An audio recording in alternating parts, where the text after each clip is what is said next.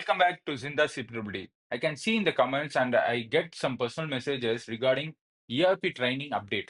So CPWD is conducting ERP training update for all contractors and official department engineers. So I have made this video for updating. So recently a circular released saying that ERP training workshop is going to be conducted on December 19th and 20th. My leave request, my team calendar, leave point out, leave quota update, SAP early access, organization master, joining and relieving, e-nirmit sanchar, LMS, e-kiosks, LTC, additional charge, preparing charge utility, joining and departure report, intern administration transfer, and intern promotion. So see the circular, these things are going to be discussed in the workshop. Unfortunately, this workshop is only for department engineers who are beginners, who are newcomers, or officials who are promoted from clerical post. So this is specifically for them.